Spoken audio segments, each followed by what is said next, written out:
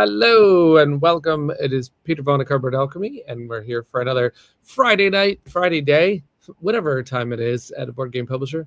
It is the end of the year, so this is our last stream for the year, but we're welcoming a bunch of people who are coming in to say hello.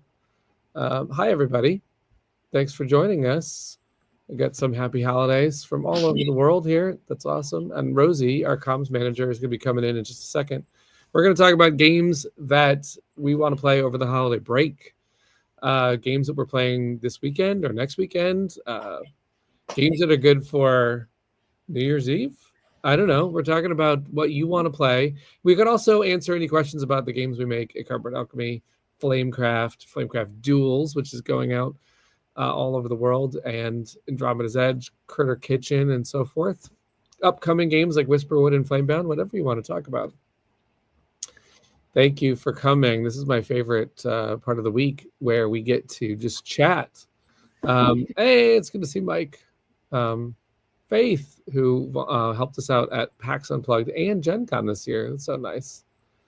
And a lot of Discord friendly faces and names. Appreciate it.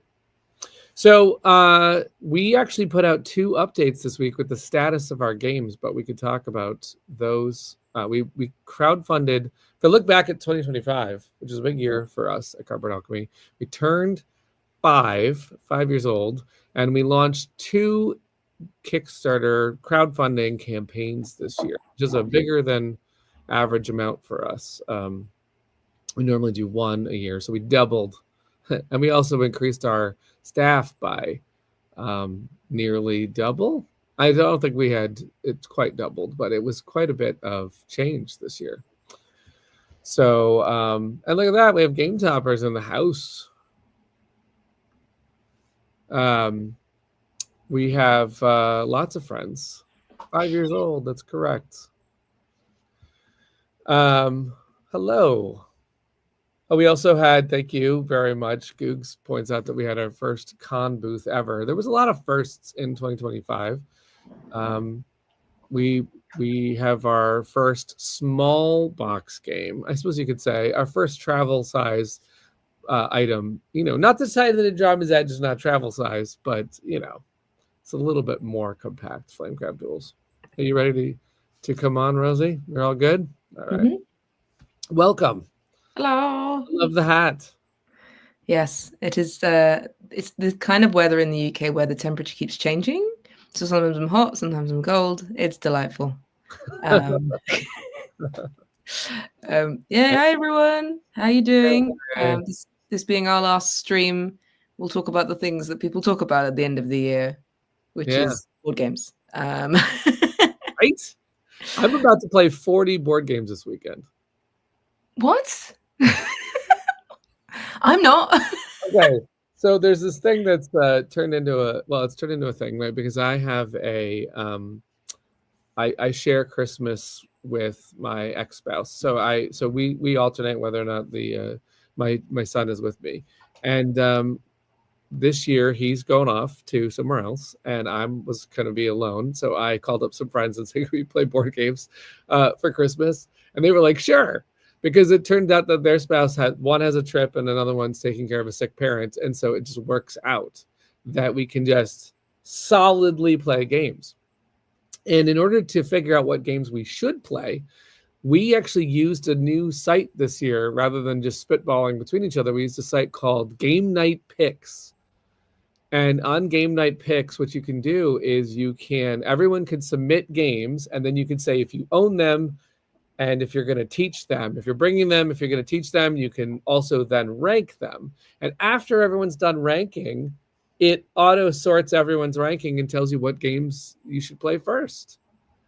So I'm looking this up. I'm curious. Yeah, Game Night Picks. You should check it out. It's a fun way to do, say, like a gaming night or a gaming weekend, because you can just have everyone throw their ideas in. And let me tell you, just throwing in games and then going, oh wait, but there's this game and there's this game. We can play this game. We can play that game. That was hard. But then also ranking them. Like, okay, this is the 27th game I would play, and this is the 28th game I would play. So it's like a math trade, but for what you're going to play. Yes, and I found it very fascinating to see what I would rank tops, like what did I want to play the most? My may shock you. Does that mean you had to put all of your games in that you own? No. We it's like we just the first thing you do is you think about what's like hot on your sort of interest list, right? So like I'll just, for example, I just got Covenant. So Covenant was then thrown in the list. And then let's say I love Andromeda's Edge, which I do. So Andromeda's Edge was in the list. And then let's say I wanted to play I don't know, smaller ones, so I could put a place for all my books in there. After we're all done doing that, and it's very hard to stop yourself from the amount of games you could list. Yeah. We between the three of us, we kept it at about 40 games. And then what happens is three people, 40 games. So then what happens is then you have to say, because I put Luthier as a option. Paverson Games. I just recently played Luthier and loved it. So I put it in there saying I can teach it. I don't own it, but if you have it, I could teach it. So I put it in, and then I had to decide, is Luthier above Andromeda's Edge? Like for what I'd want to play this weekend. It's tough. Yeah. I will share some of those ranks, and I'd like to hear what because I know you have top 10s. Oh, yeah. I mean, every year everyone does a top 10. And Doug's got a top 5 solos, so I'm editing that for him. Because if people don't know, my husband has a sub-genre of my own channel called Dougolo Solo, as named by the community. In fact, quite a funny thing, there's a solo board gamers group on Facebook, and it had like, who's your favorite solo content creator? You could add to the poll, so I added Dougolo Solo, and I voted for him. So he's got his like top 5 of the year. And so he's filmed that, but I always do the top 10 right at the end. It's usually posted on like New Year's. And I've got it mostly done. The top 3 are in, they're locked in, but it's working out the ones at certain points. And it's very difficult because Duels would be on there if I wasn't biased. Yes, I had got special mentions, but you know, I've seen lists where like Board and Shield did top 10, and there was Duels was honorable mention only because it's so recent too. But he's actually mentioned it on like 3 lists, like 2-player games. No, Board and Shield won't shut up about Flamecraft Duels. I think he's going to have to become a cozy content creator at this rate. I'm really happy that they're enjoying it so much. It's really sweet. Yeah, it's a good. There's people who are saying, "Wow, I can get a quick game with my spouse. I can go somewhere, be at a cafe." I'm excited for it. But it is 40 plays of Duels. That's what you're doing. That's right. You know what's really okay? What's kind of crazy about? Remember, I just said I put all these games in the list. I did not put Flamecraft Duels in there because there were 3 of us. To be fair, I wasn't putting. Yeah, that makes sense. There won't be many 2 players on there, unless you all bring a copy and play it solo. Like time it. We could do that. So it's funny actually. I have too many games, so every now and again I give a bunch of games to my local library, because they have a board game club, which I don't attend normally because it's in the evenings, but they have this lovely board game club, and they're all kind of getting into the hobby, and it's very nice. But I always put a list on the thing. I mean, if anyone wants any of these, just shout. So one of them wanted a game I was given, which was Great Western Trail El Paso. I'm not a big cowboy fan. Right. You got to be. I played Great Western Trail, enjoyed it as much as someone who doesn't like cowboys enjoyed it. So I was like, this isn't for me. And so he came and picked it up. And at my door, I basically sold him Andromeda's Edge verbally because he was like, what games would you recommend for this? And I went, yeah, Andromeda's Edge. And then I explained Andromeda's Edge. I was a door-to-door salesman from my own door. Nice. He was like, this sounds great. And I was like, if you ever want to borrow it, I've got a copy. Have you seen, I don't know if you saw this post that was in our Facebook group, or it was in another group. I did share it on our Facebook group, which was this woman that her and her family built a little mailbox or a little, it's a book nook. I've seen these. They're like little mini libraries and they let people come by and take out a board game and then return it and get another board game. And everyone on the internet was like, that will never work. People will steal all the board games. But that's not what happens in their neighborhood, because you know your neighbors, or you might, and you don't want to, you don't want to do that, right? So they They were. I remember that story because when they said that, I said, "Oh, can I send you a copy of Flamecraft for your book nook?" And then I sent them one, and we sent the kids some plush. It was fun. I would love to do that outside mine. It Yeah. would be stolen 100% because there's sort of this weird general rule in, I don't know if it's just South London or wherever. If you leave something outside your house, it is free to Fair take. game. That Yeah. fair game. That's what people do all the time. They'll leave stuff along the little walls.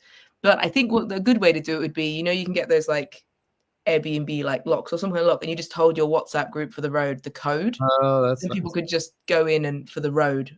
Yeah. It still probably would get mauled, but I'm in London. But I would love to do that. I have a lot of books that could easily be moved on, such as the books which tell me how to look after houseplants that are all dead. My houseplants are all That's dead. That book's not fun. going to help me. What we should do we should get to our lists, but what we should do first is talk about the community posts because we have a lot of those. Yes, absolutely. And our updates after that. I think someone in the chat did this post because everyone's got different names, but unless two people have done it, we have someone who has done 101 points in solo. Wow, 101 Yes. points. That's legend. That's legend right there. Rosie's like, I can't do this. I feel like I should be able to. I've had the game the longest.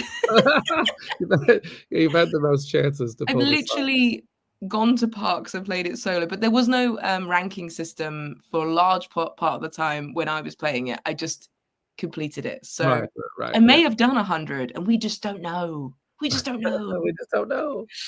Pro tip from Brendan is moving the statue helps so much. Make sure you don't put it on any edge corner spots unless it's the final statue. Is that because of 4 in a row or because of on any edge? Because I try and avoid the middle.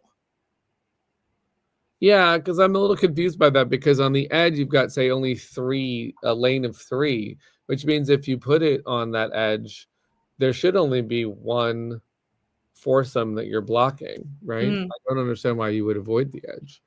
But, I also don't score 101 points, so what do I know? Yeah, we in the last week we played it solo, and underneath one of our community said Peter's wrong in all of the ways that he said this is how you should do it, and I was like, look, we didn't do it, so try all the methods. Try more.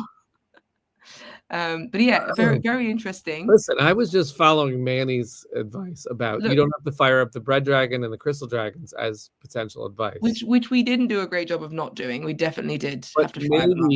Maybe the advice that I gave about you not completing both cards is wrong to hit high scores.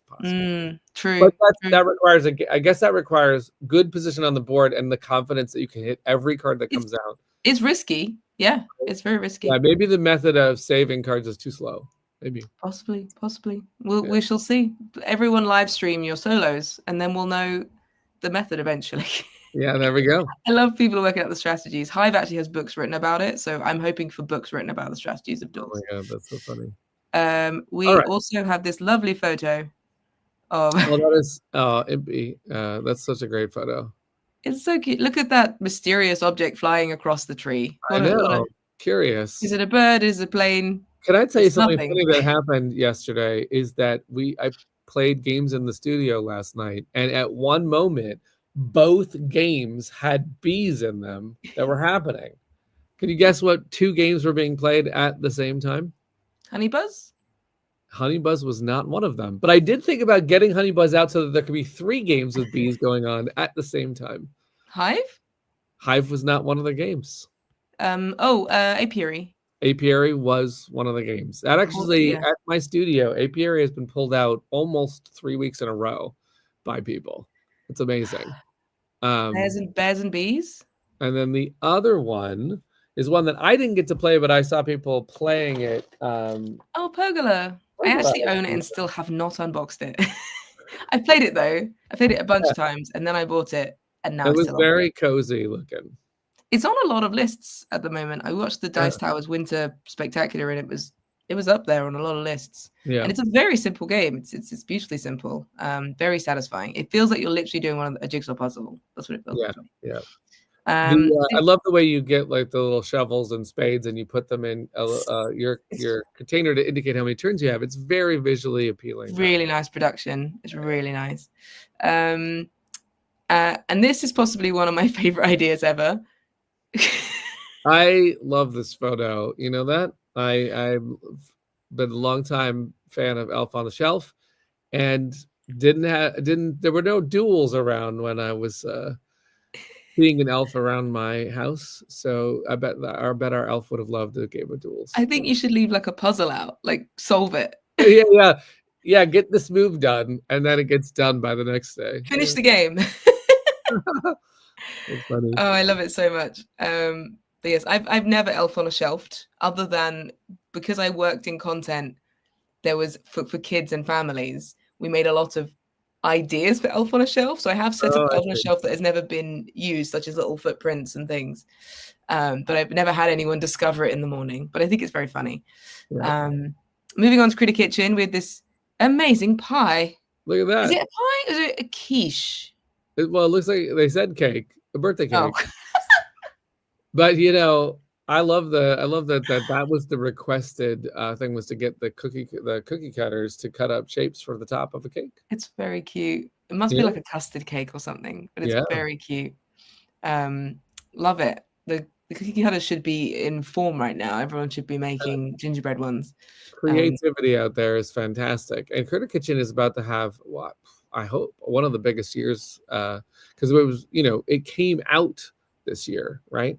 Mm-hmm. So I did see that on Board Game Revolution, Critter Kitchen was listed in the choices for Game of the Year, and we're certainly rooting for it to be on a lot of lists. But I know it was earlier part of the year, so you forget about the early part of the year. You're like, wow, was that this year? It is a difficult thing with lists in that when, like, for example, Duel's coming out now, we're getting in some lists, and then other people are like, oh, it's not technically released till next year, because that's when it's technical, like, retail releases. Yep. So, but then when you have games released very early in the year, people forget. Like Lord of the Rings, the trick-taking game Fellowship of the Ring was January. Yes. It's still getting a lot of traction, but it may not be in list. Right? That could be Game of the Year, but we all think it's been done. Like, that was so yesterday. Yeah, 100%. Yeah, it's one of the things where it's lovely having a game out this time of year, but at the same time, this is always going to happen, is when games are out around this time, it's like, when was it released? I don't know. So, and then we have one more picture, which is, that's not it. That's the cake. It is. So Will, Hungry Gamer, does a Game of the Year tournament with the very specific and accurate decision making of his dog with blueberries, I believe. Yes, that is the method.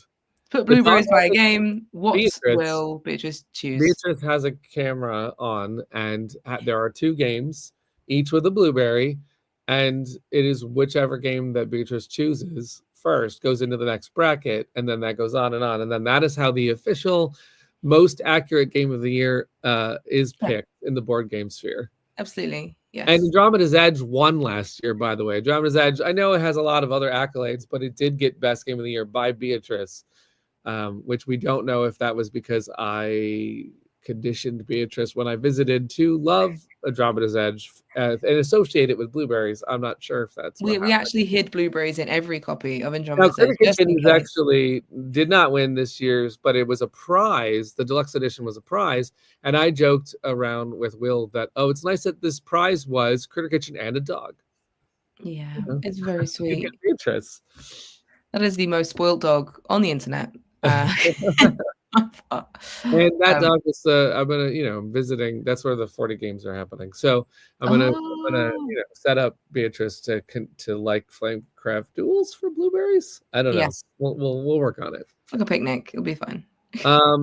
Yeah, that's a lot of fun that he does that. He actually has a top 5 of the year as well for non-Beatrice picks, like an official top 5, which was that makes sense.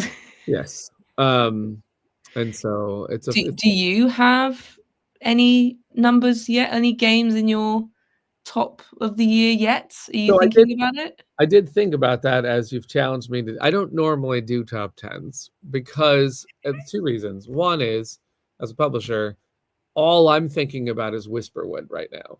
I mean, just Whisperwood, and then Flamebound, and then Duels, and then Andromeda's Edge, Genesis. I can't.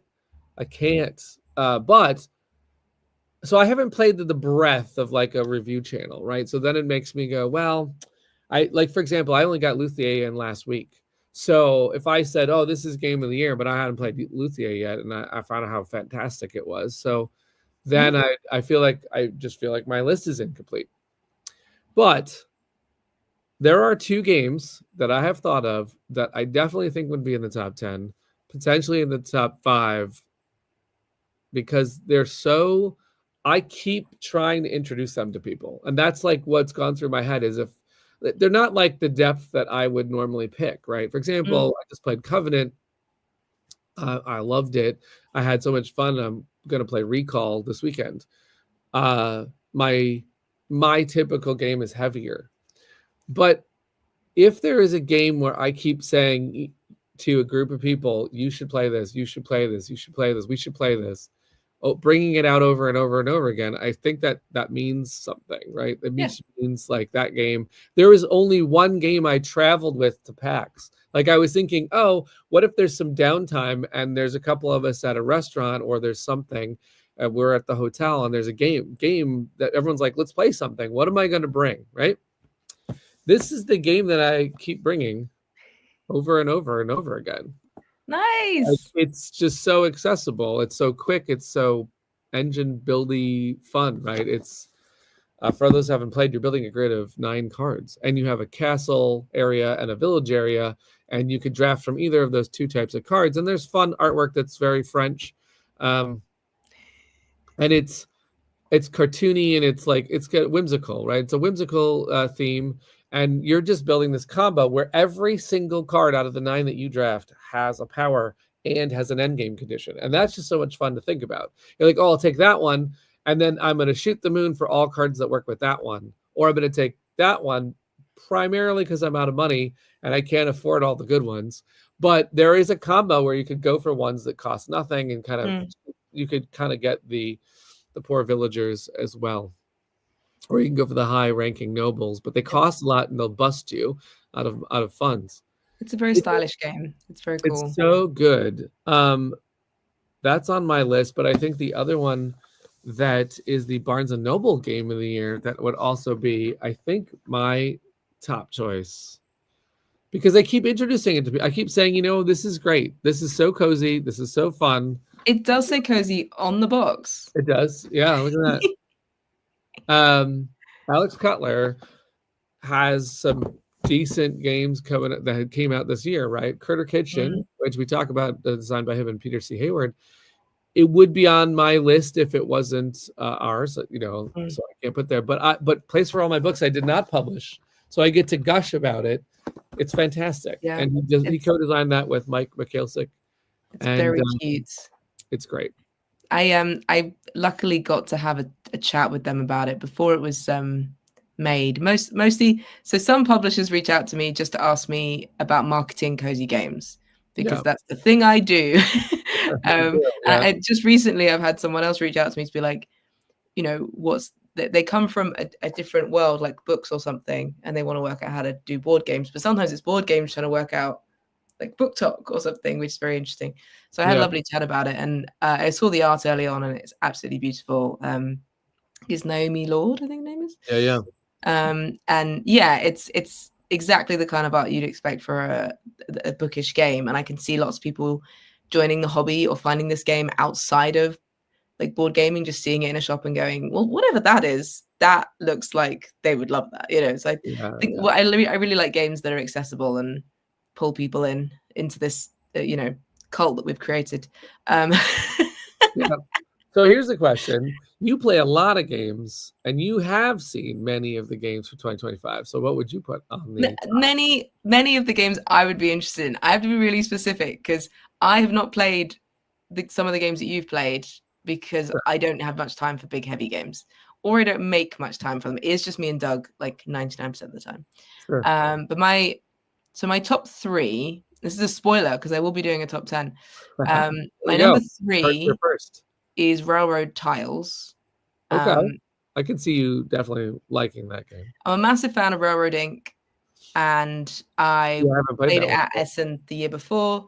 It's tiling. You're trying to connect up routes, but there are multiple expansions like canals and forests and whatever these things that change up how the scoring, and they give you pieces that change how things connect. And there's meeples for all the different kinds. Like here's a meeple for a canal. Here's a meeple for a bus, a plane, like this kind of stuff, which I really love. I really love that. So that's definitely my number 3. My number 2 is There and Back Again. That's unsurprisingly, people have called it the Railroad Inc. Lord of the Rings version. So, but I really, really enjoy it. In fact, I removed the game from my collection, which was replaced by There and Back Again, which was like a storybook Lord of the Rings game, which was very fun. It was like very simple game, but I was like, I would always play There and Back Again over that. So I gave it to the a fun fact about that one is I get a lot of games in the office. When Brad's in the office, Brad sees all the games, and I'm sure he's thinking I'll play one of those with you when I have time, because he doesn't have time. But he saw There and Back Again. He's snatched it. He's like, I'm gonna take this and try this. So it's like, it looks great, and it's like, oh, that looks like a lot of fun. The artwork as well is stunning, and I can't. My brain is like Lorenzo or something, but the artist is the same artist as a game called Helton Palace, which is a 2-player game about trying to keep all of your hotel demons from destroying each other. It's like a programming game of they're all just going to knock each other out, and you're trying to just stop it from happening. And the one with the hotel still standing at the end wins. And the art's stunning on it. And I posted about that, and it wasn't a very new game, and everyone was like, "Oh my goodness, it's exactly like this animated show that everyone enjoys," and it blew up like massively. So I always remembered that artwork, and then I saw this and I was like, why do I know this? I'm so happy for this artist to have this massive game, because I don't think Helton Palace did anywhere near as well. But There and Back Again is you're rolling dice, and those dice have roots on them, like lines, just like in Railroad Inc. if you played it.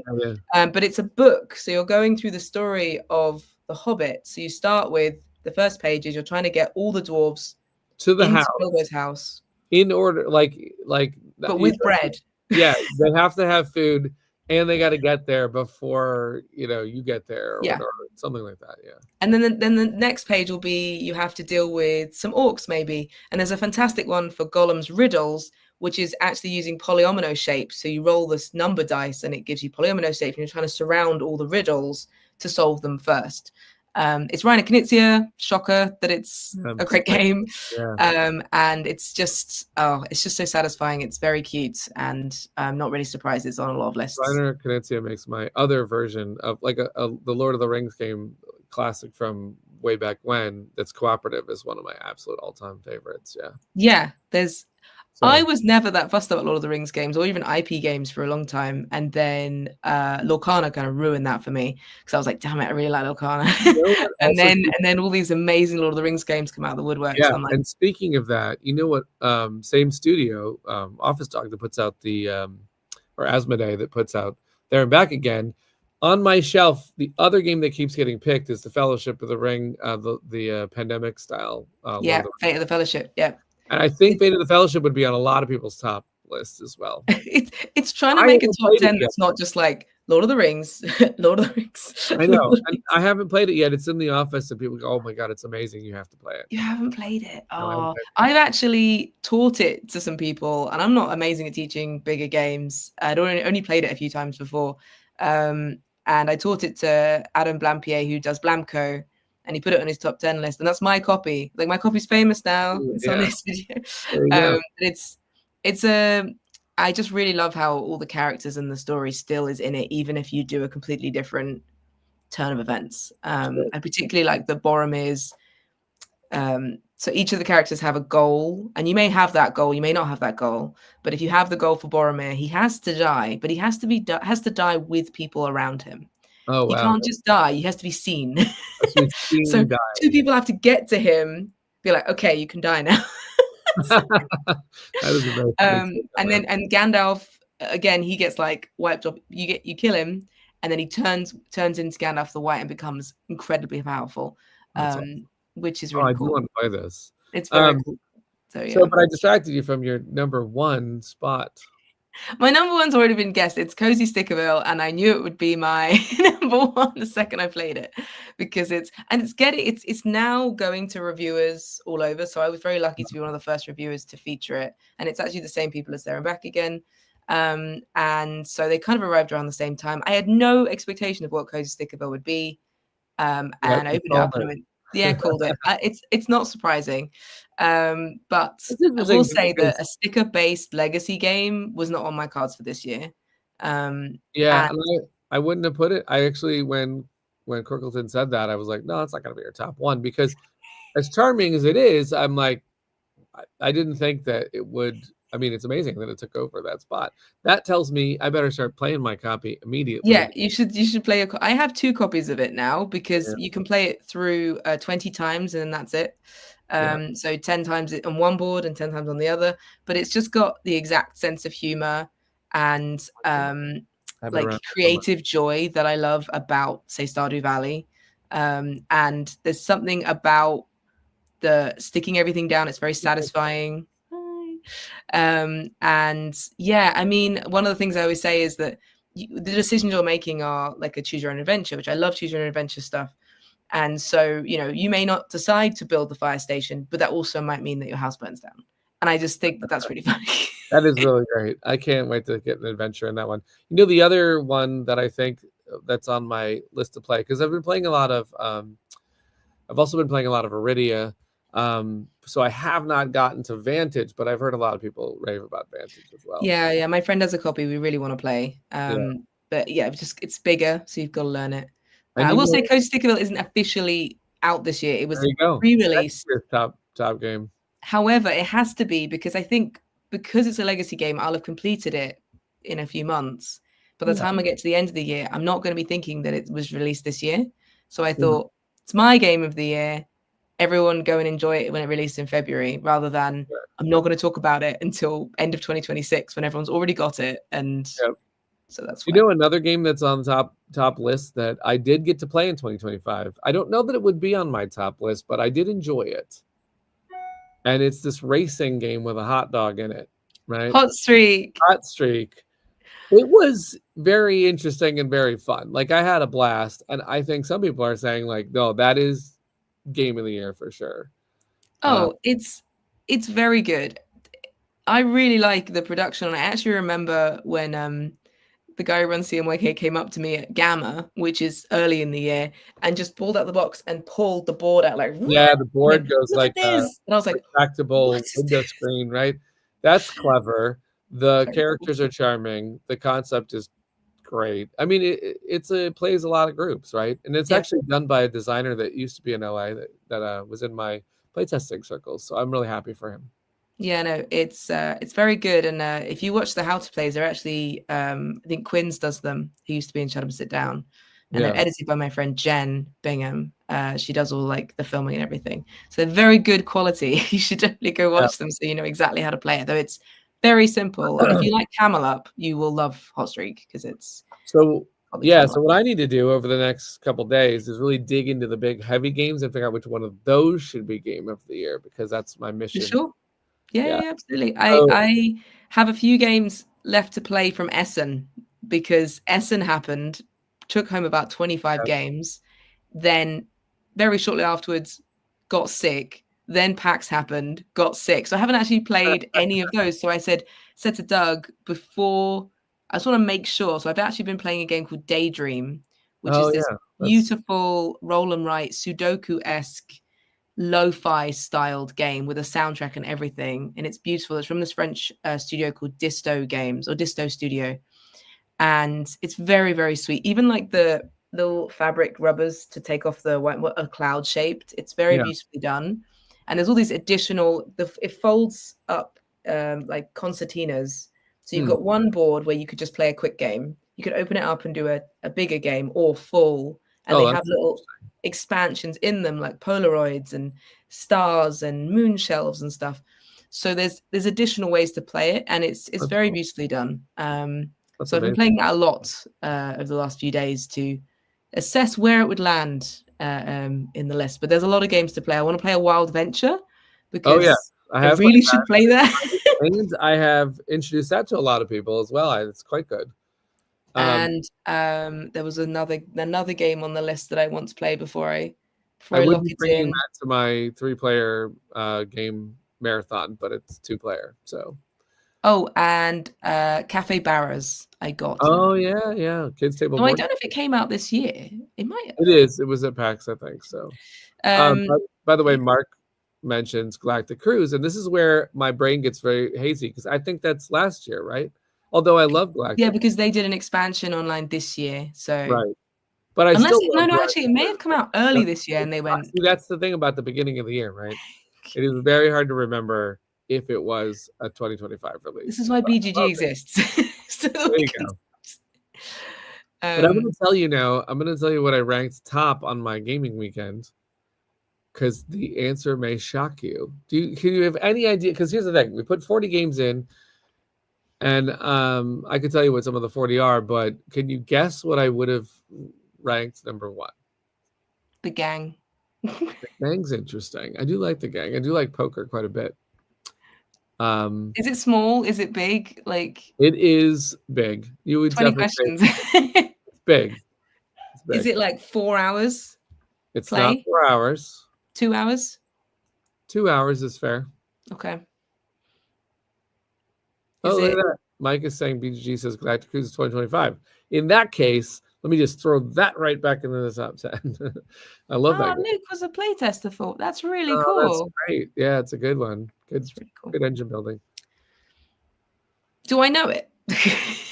You know the game. Yes. Okay. I believe you've played once. Oh, that's fun. Doug, give me your BG Stats app. I keep telling myself I'm going to do BG Stats. He does it. Finally, I'm going to do BG Stats. He doesn't do it for me though. So if I play a game without him, there is no record of that happening. No record, yeah. Remember when everyone was trying to do 100 games a year in a year, and he did it, but I had no idea if I did it. Okay. I can tell you its year of release as well. It's a new release? No, I can tell you the year that it released as well. Okay. That'll help. Released in 2020. What was in 2020? Is this one of our own games? Did you It is not one of our games that I ranked, because I I didn't actually add our games to the list. I let my friends decide if they wanted to add our games to the list, and they did add Andromeda's Edge and Critter Kitchen to the list, which was really cool to see. But I did not put those as number one because I did not want to say like, oh yeah, we have to play the games I make. Has it got an animal theme? It's not an animal theme. So it's not Ark Nova. Okay. Oh, now Ark Nova, I did put into the list, and I love Ark Nova. Like Ark Nova would make my list over and over because I love that game. Mike's guessing Dwellings. Yeah, look at Mike knows what a 2020 release is. Dwellings of Elderville was my number one on this list because I frankly have such a blast playing that game. I know that Andromeda's Edge is a little bit more refined and has unbelievable powers and cool combos as well. There's something raw, like elemental, like Dwellings was the baby. Like my idea that I came up with Luke on the road. It has 8 different elements, you water and fire and order and chaos. And I love playing like any of those. Like the chaos cards feel very different than the order cards, and the fire cards feel different than the water cards. Earth, air, light, dark. It's so much fun. I love Dwellings of Eldervale. I got to play it with Box Meeples in a very noisy aircorn hall. So the sound bases were appreciated by no one. Yeah, the sound bases are hard to do and a little noisy. But I was like, okay, and I got to play with my copy. It was a lot of fun. In a home environment, and especially the way that Will Brown likes to play, where he'll bang the table like this, and all of them will go off. That's awesome. But anyway, I love. It's not that we made it, but I still love the experience of it. Even if I lose, I cast a fireball, I run over here to the dungeon, I do that. It's so much fun. Yeah. But I'm going to tell you now how the games ranked, because I don't remember how I did exactly the 1 through 10, but I'm just going to go over what all three of us, what the top ones were, because I think it's kind Okay. of fun to see. So number 1 for all three of us turned out to be Clans of Caledonia, because there's an expansion. Okay. All of us want to play that thing If immediately. you all know it, then that's It's great. so Clans of Caledonia, the original is so good. And the expansion came out this year. So Corkleton asked best expansion of the year. I will know in a couple days, but if it's as good as the original, then Clans of Caledonia would get it. That's a really. I don't think I've played that many expansions this year. But Okay, so number 2 I'll on the think on it. list. The number 2 game that we all ranked that we need to play immediately out of the 40 games is Castles of Burgundy Special Edition. It's kind of surprising that that's there, but this is a Stefan Feld game that is solid. So solid, because you're rolling dice and you're drafting actions with those dice. And the special edition adds like ridiculous production value because produced by Ravensburger and Awakened Realms. And it's just a fun tactile game, but it's also a solid good game. Dwellings, because I ranked it so high and because my friends ranked it high, it is number 3 on the list. And right after that surprises me a lot. After the Empire ended up number 4. Have you played After the Empire? No, I don't know that one. I love that one. It's a John DeClaire game where you it reminds me of Machi Koro and Space a little bit, in the sense that you are building, there's a tableau of your buildings, but instead of building them up, things are getting rolled to tear them down. Like things are getting on fire and whatnot. You're drafting cards in order to decide what you're going to like either defend or improve. And you're going to let some parts of the castle just go. You're going to be like, okay, that's gone. I'm not going to save that part, but I'm going to save this part and I'm going to make it better. And what's interesting is when you pass cards, you're trying to, because it's a little bit like Machi Koro and Space meets No Thanks. Okay. So yeah, no thanks. Yeah. So it's like there's a bad card and everyone has to bid to not take it. Okay. And then if you take it, you get all of the bid tokens for taking it. And so you're playing like this version of like I said, it's a very fun destroying your engine with a no thanks vibe and a little bit of a space vibe. So it's really fun. And then number 5, if Luke is still in this chat, number 5 is Manhattan Project Energy Empire, because there's a new version of that game that came out this year. That's cool. We all love that engine building awesomeness. My favorite expansion this year is Genesis. I can't think of anything I've played so much.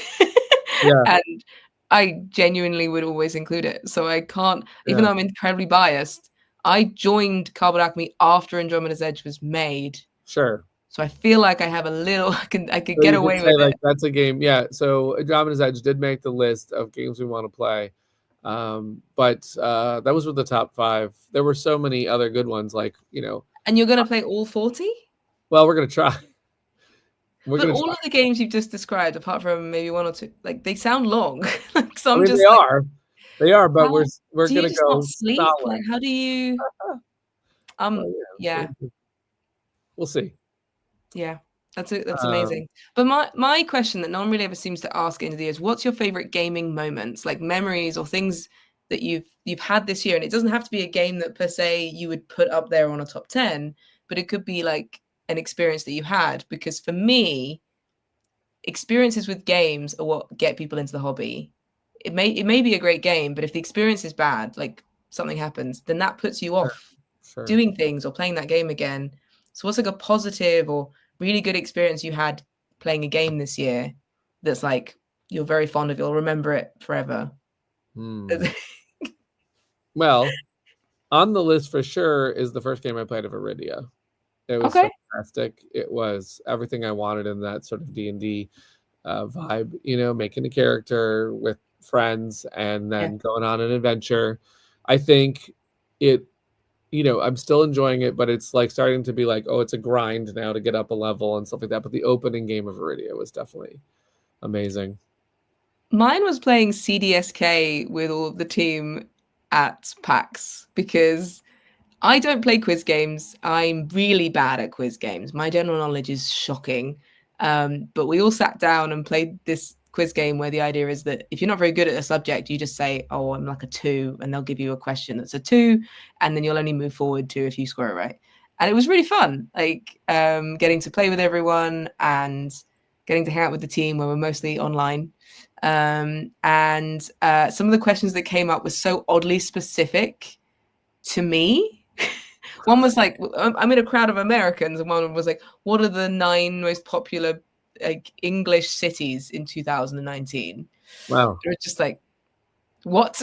And then another one was, what is if it was this time in Philadelphia, what time would it be in LA? And I'm like, well, come on, I can do this one. Yeah, yeah. So I got to mention because Mike caught me on the Empire's End is actually the name of the game that is John declares, and after the Empire is actually Gray Fox designer by Evan Halbert. So I was describing a different game.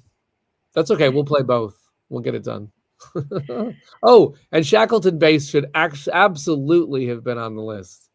Absolutely. I cannot believe I did. I'm going to go change the rankings right now and get the Shackleton Base in there.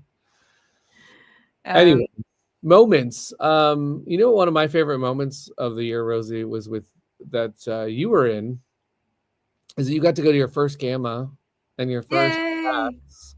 But also at Gamma, your mission was to play duels with everybody. And I got to see you just kind of like perched in this one spot in the bar, playing duels over and over with people, where we had the first plant plush. And I really thought it was charming to see. It was a lot of fun. Yeah, teach a game 16 times in one day and you will know that game. Recently it was questioned if I played a move correctly on the solo video I did, and I was like, no. And I didn't. It was fine. I was like, oh, I've played this game so much, there's no way, unless it's like early days rule changes. I was like, no, I do know this game. But yeah, there were some changes in rules between that version and the room. There was a couple, but it's actually, I mean, I don't know for your sake, but it felt like the least changes ever made to a game from the stages that I played it at. I don't think any of the powers changed for the dragons. So the powers did change from the time the game was submitted to the time we did a lot of testing. But at Gamma, I think they were. At Gamma, it might have been solid. Yeah, it might have been the way. But it was a lot of fun playing it with all these different people, getting their thoughts, and then those people are like, I want to play it again, but I'm not. When am I going to get to? And I'm like, in like 4 months. It's just like no. So it was really lovely. You know what another moment for me is that I do this thing in the summer called TrainCon. Oh, TrainCon. And I fly up to we go from sort of the Oakland area of California to Reno in Nevada, and there's a train that's about 6 hours that's through the gorgeous California countryside, and we play games on that train. Not necessarily, they don't have to be themed to trains, but thank you, Mike, for saying that Evan is local to you, because I can't wait to play that game. Love Evan. He's such a great designer. But anyway, on the train, Luke joined us for the first time. So we had Luke Laurie doing that train ride with us, and we played some games on that train ride. That's why I showed everyone Castle Combo on that ride. I played a couple other ones that were not fan favorites that I liked, but one of my favorite designers is Carl Chuddock, and so we were playing some of his games, and he's an acquired taste for game designs for sure. So designer of Glory to Rome and Innovation. I love those games. And we were playing Panda Spin, which after one play, everyone's like, yep, done with that one. But I was like, that's actually was a really interesting game to me. People are sharing their memories, which is really lovely. Seasonal played placed in the semi-finals of Unmatched in a tournament, and also played a 7-player Unmatched. Oh, nice. I didn't even know you could play at 7 players. That's amazing. I didn't know that either. And you and Doug is right there, and you should know. Yeah, but like we don't have 7 people. We wouldn't even. I've played Critic Kitchen with 7 people if I had 7 people. There's a vote for Panda Spin right there too. My best friend played 6 games back to back in Friday Brain. It was a lot of fun teaching. Nice. Quirkleton says that the Duels Kickstarter was a great gaming experience. That's a gaming experience, right? We'd make it an experience for sure. So yeah, that's a very I sweet mean, if thing. you want to talk about experiences, the fact that Flamecraft Duels was our first game that was ever delivered ahead of schedule and within the same year. So that's a huge experience for me. And I got to really enjoy I mean, we pushed hard to make that happen, and it was really fun to see the result. Still Yeah, no, for sure. can't say we're going to do that every time, but we certainly did it for this one. We've got some questions, so I've got 10 minutes left. I want to make sure if anyone's got any questions about anything. So we did put out 2 updates and a newsletter very right, recently. we did do a lot this week. We've done a lot of stuff. The newsletter was about the pre-order opening on AllPlay. So we're working with AllPlay now, and they're going to be distributing all of our stuff. The pre-order will be shipping in February next year. So if you have any questions about right that? Now, yeah, we put up all the items that were on the Flamecraft Kickstarter. So if you didn't get Flamecraft Duels Deluxe and you want to say, I need one of those, technically speaking, you also have the option of local board game stores. You can check with them because some did back the campaign. But other than that, this is a way to guarantee that you're going to get one. We have a pre-order. Also for the expansion, also for the new pins, also for all the plush. If you missed something, I know a lot of people said, "Oh, I only put the art book in. I didn't get the this, that, or the other thing." After we launch on allplay.com with that, we're going to add all of our other items to the AllPlay store. Yeah, I've had a few questions of people looking for promo packs for Critic Kitchen, the ones from the Kickstarter. Right, we do have the latest promo. The latest one on there, which is the only Critic Kitchen one currently on there. Anybody wants a spoiler in one of these streams, there is another Critter Kitchen promo coming. Critter Kitchen's not done, everybody. So there will be more and more promos. And there's a lot of people in our Discord who help test some of those. That's exciting. Cloudfire has a question. Is the new store on AllPlay just for the US? Does it ship globally too? Or is there a separate AllPlay store for UK, for example? So AllPlay, which has 28 publishers in their store, I think we're number 28. They're growing and growing, and they have 6 hubs. They have a US hub, a UK hub, a Canadian hub, a German hub, an Australian hub, and a Chinese hub. And so what we will start to do, it's not there yet, but we will start to be shipping products to all of the hubs. Not in the same frequency because we get a lot more US orders, but we will be trying to ship to all the hubs. That way, if you're in Australia and you later get something like coaster packs or a plush, it should be shipping right from your region, which should be better for everybody involved. Right now, all of our stuff is in still the UK and the US, which is where our previous store hubs were. So we'll be shipping from there until we work that out with AllPlay. Yeah. So the thing you're looking at is the currencies. The currencies are all in dollars. It will just convert through your bank. Yes. AllPlay told me that it does display in US dollars, which is easier for them on their end, but they assured me that it converts and you pay what is the appropriate price. You're just seeing the US dollars. I've done a test because I actually ordered 2 of their new games by Peter C. Hayward. They're called Movie Night and Book Club, and they're fantastic. It's actually a sort of a new version of a game he did called Apropos of Movies, where the idea is that you have a category. For example, think of a movie with a blonde female lead. You think of one, and then the next thing comes out with, okay, think of that now movie has to have this category, such as has to have a cat. has to have a cat in it, and or it flip flops between now it can't have. So it can't be out. It can't take place outside the United States, or it's a fun like movie categorization game, but there's now a book version of it as well. So I bought those, and it automatically converted it into pounds in my account. So also, if anyone doesn't know this, one of the main reasons why we moved to the AllPlay store is because when you combine items in your cart, so it's always going to be hard if you're buying one thing. For example, if you're buying one promo, like the Critter Kitchen promo pack, you pay full shipping. It's frustrating. No matter how many hubs we make, it's going to be tough. But with AllPlay, if, for example, you'd always wanted to get Flock Together and you bought a copy of Flock Together by another publisher, I can't remember that publisher's name.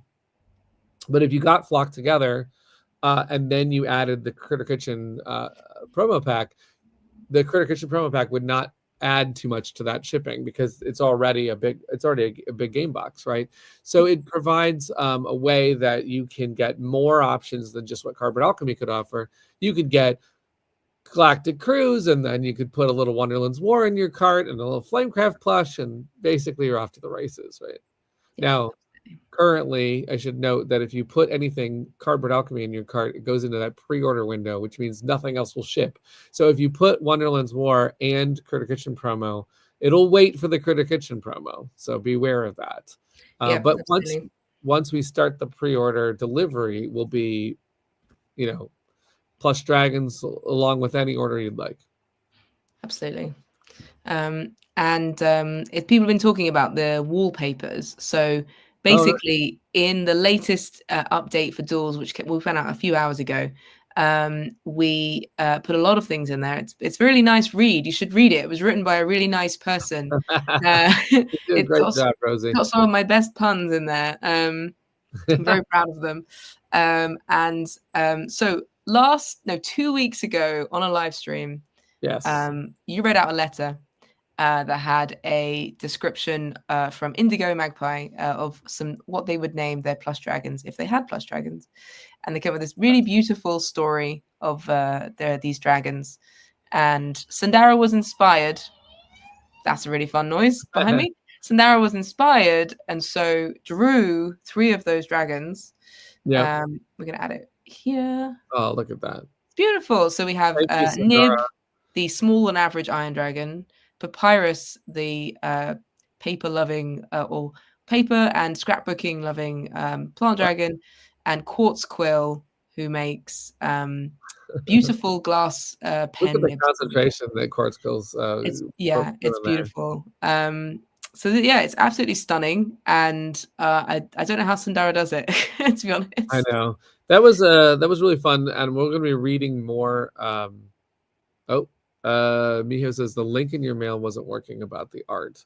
That sometimes happens with the Dropbox link. We can post the direct link in Facebook groups and in our Discord as well. I don't know why that sometimes happens. I'll also go look at the update and see if we can fix the link again. But they already have the wallpaper downloaded, so I think it is working. It might just be slow. Yeah. But what happens is, for those letters, by the way, just so everyone knows, what we're currently doing is that if you write in, I don't know if I have one relatively nearby, you can get a ribbon that we're bringing to shows and declare what kind of dragon you are. So, for example, this is bread, and you could say, hey, I want bread and meat, because you can name 2 of them in honor of Duels. You could say, I want to be 2 different dragon types. If you write in a letter to Cardboard Alchemy, we prefer getting letters over tax notices in the mail. So we will be joyous when we get that letter. We will read it on the air, and I will send you some ribbons. And as we go throughout 2026, I'm going to come up with more fun things you can write in for, because I enjoy that so much, and I love reading those letters. So I read that letter, and Sandara was inspired. That's really magical. That story was so great. I just love how she does like backgrounds as well, like the twinkly lights, the color of the glass, the fact that it's kind of wintry a little bit. It's a winter season. It's a little bit, but it might not be. Seasons are a question for Flamecraft as to whether they actually have them. But that's a Sandara question. It's very cool. I love all the pens in the background and the style of it. It's beautiful. So the updates that we sent out, one was for Andromeda's Edge Genesis to let us everyone know where we're on that. So if you haven't seen that, it's on GameFound. And Andromeda's Edge Genesis, just to shout that out for a second, we crossed the $1 million amount in funding. The Mike Myers GIF right here. Just really exciting to see that as we've been still collecting, more and more people are interested in that game. And it's another awesome milestone for an expansion campaign to go that high. Was really cherished that, because we want to get Andromeda's Edge to tabletops all of next year when it comes out. When Genesis comes out, we hope we can have it on BGA, and we're playing it. It's going to be a lot of fun. So we put out an update for Andromeda's Edge Genesis. And then we put out an update for Flamecraft Duels. And the exciting news there, besides that wallpaper, was the fact that pretty much 99.9% of all the packages in the United States and Europe have gone out the door, meaning that notifications, packages are arriving, some most in time for Christmas, some right after Christmas, but we're getting them all. And that's a huge thing to get Flamecraft tools to everybody. And if you're waiting, thank you so much for the support and patience. And those images that are in that wallpaper folder, if you need to print one out for a package under the tree, you can do that as well. Yeah, absolutely. Are the ribbons exclusive to events and mail, or will they go in the store? They're not for sale. They are a thing that we hand out. They're mostly for conventions because Yeah. they do go on badges. I mean, you can stick them on. I don't have an example of something you can stick them on, but your computer or somewhere. But they are they're not for sale. They're just for fun at conventions. And we're going to have other fun things at conventions. I cannot spoil what Rosie's got planned for UK Games Expo, but it's going to be good. Exciting. Anyway. We have people who help with our events, and Mike is going to be like, what? It does look like snow. Also, I've just speaking of wallpapers, Monster Couch did do a wallpaper that you can get. I think I have like a little image here. Can't fully see it because it's when they shared it. But yes. So there's a scene that their artist did, Ulvar. Yeah.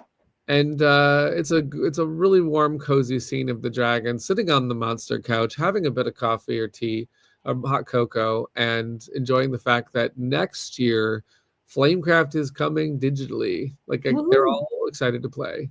It's very exciting. And that's a charming scene. So I think they have it on their. They did a newsletter where they're sharing more about. Yeah, so you can see it on the. It's been shared on the. I believe it's shared on our Discord in their channels, but it's also shared on the Flamecraft Facebook group as well.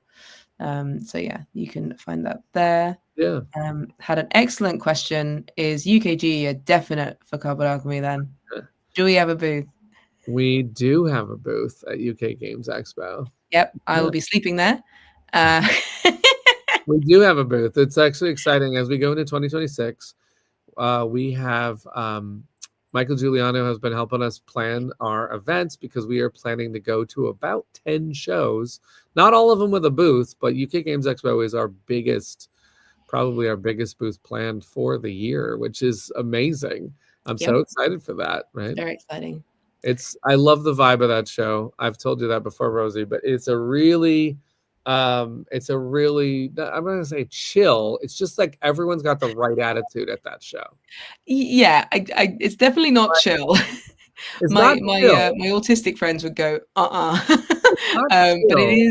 it is. Everyone is so lovely and welcoming and helpful. Can I tell you the reason why I think that is that vibe is correct at that show? Because we're English and we drink too much tea. Like nope.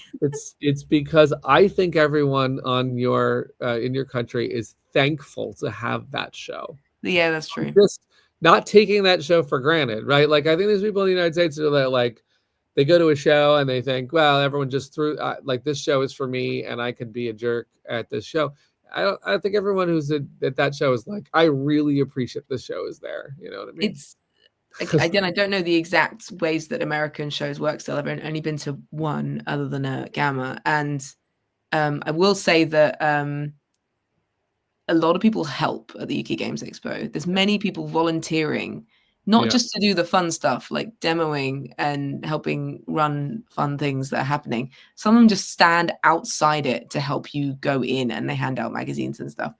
And what they get out of it is, I don't think they get paid. I'm pretty sure they just get their ticket. So, some people are just very paying, by the way, if there's people listening, we're paying for help at the UK Games Expo booth.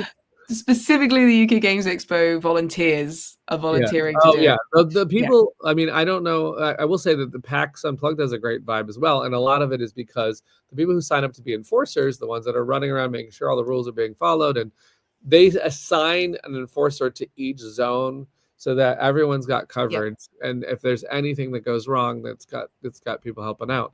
And those people are doing it for the love too, I think. So It's No, really for cool. sure. It's PAX was it gave me similar vibes to UK Games Expo in many ways Yeah. as to how That cool is why people are we liking it. chose those two as our Mm, first two big booths to do. That for being sure. said, we actually squeezed in a couple other appearances. I might as well mention them now because we kind of know what our quarter one is like. I'm going to be at Tantrum Con. I'm going to be at Nuremberg.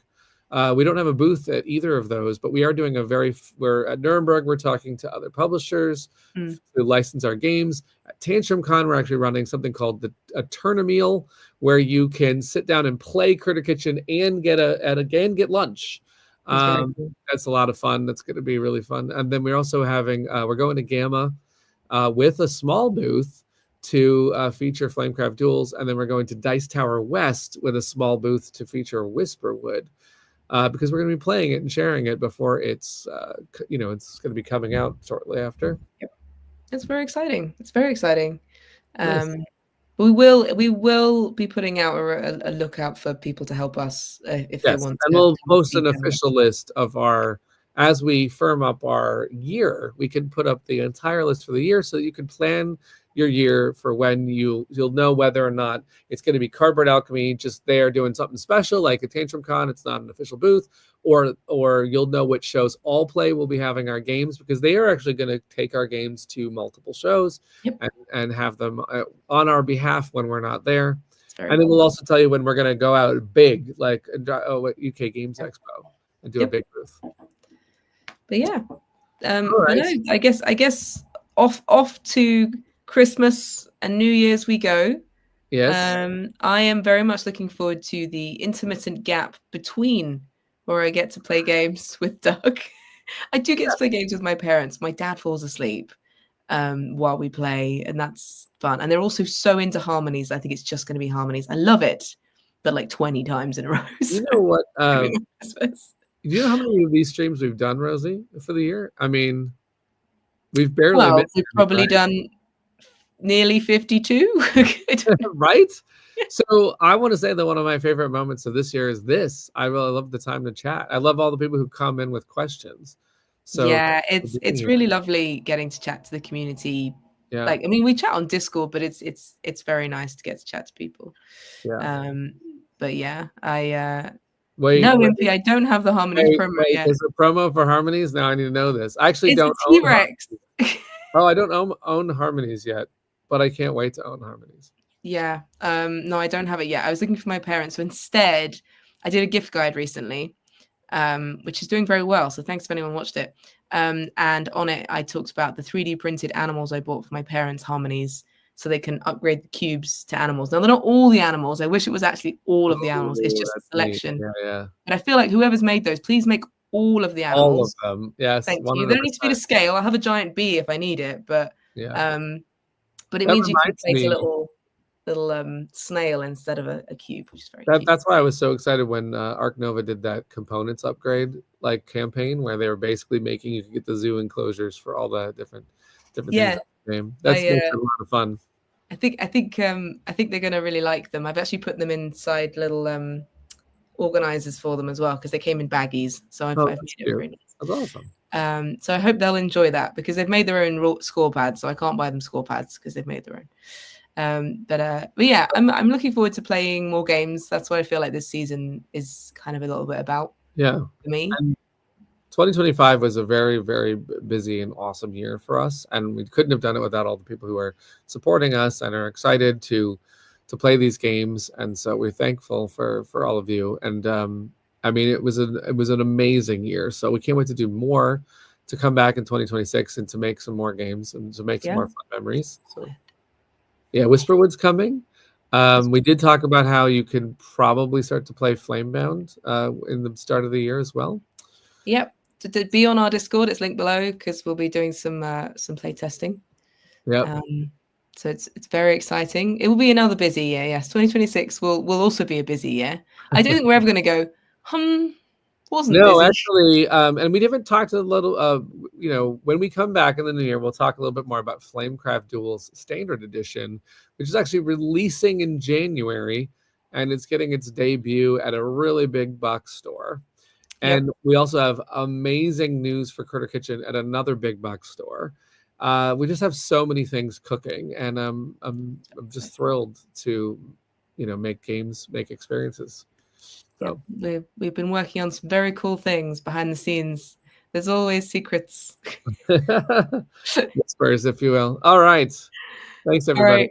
Thank Cheers. you. Have a wonderful whatever you're doing. If you're celebrating or even working, hopefully it's a wonderful time, whatever you're doing. Yep. Thank you.